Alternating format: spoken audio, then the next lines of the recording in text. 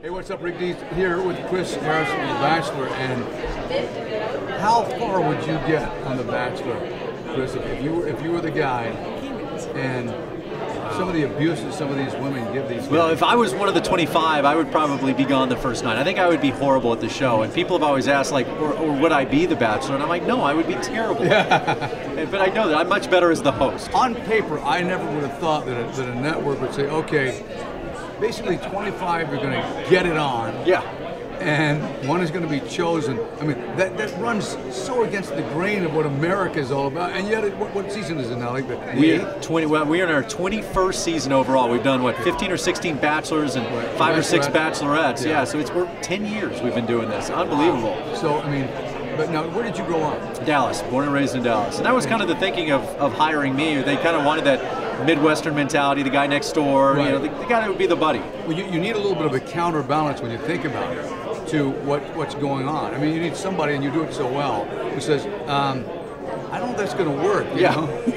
and I kind of have, and I like to push these awkward moments, but then there's also that time when, as you know, in an interview, you got to pull back, and sometimes you actually have to try and save a situation as much as try and instigate.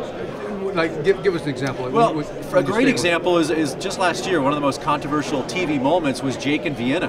Yeah. And we had this interview that I didn't see going the way it went, and it turned out to be just, as everyone knows, was a dumpster fire. It was an absolute train wreck, and I saw it going that direction, and I thought, I'm just going to try and save this. And it reminded me of The Perfect Storm. You know, in The Perfect Storm, when they had that, like, ray of sunlight, they're like, you know what, we're gonna make it out, we're gonna live, and then the clouds close, and they're like, we're dead. No, you're dead. That's how I felt in that interview. I love it, a dumpster fire. You know, but those are perfect TV moments and everything. Yeah. I always look at it too, and I say, okay, how much is edited in this? Right? Do they have to shoot a tremendous amount and then just cut it down to what you have? Well, definitely we do. I mean, we shoot 7 days a week, you know, sometimes 2 weeks for one episode, and we got to crank that out. And well, luckily ABC's given us 2 hours, so you know, at least we have like an hour and a half to put it all in. But you know, our storytellers and editors and producers doing a phenomenal job because they have to create stories, you know, throw a little misdirection at you, show the drama,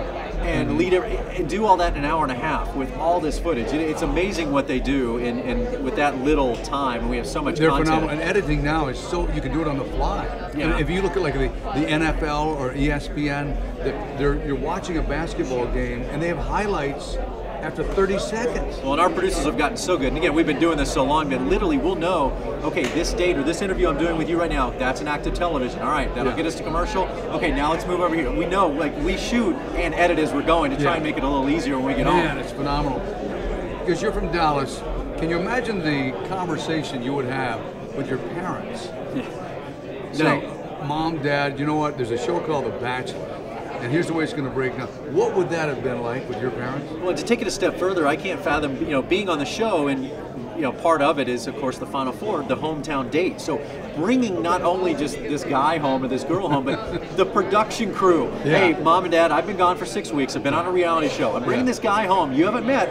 Might get married to him. By the way, here's the camera crew. We're going to shoot. You ready? It's like, in what world is that okay? But when you see some of these families, it's not okay. Well, that's what's great is... It's almost like intervention. It's one of my favorite episodes when you open up, because you can't fake family. There's a lot of things you can get by, and you can fake, and you can act like you're cool. You can't fake your family. And when that door is open, that's when you see what people are really like. Well, speaking of family, you make it feel like a family watching you, man. It's just very, very easy on the eyes, and what a pro. I appreciate it. Well, speaking of, man, I've been talking to you for 10 years since I got out here in LA, man, so it's always a pleasure. I feel like we made it together, you know? Well, you were far beyond when I got here, man. He's #1 with The Bachelor.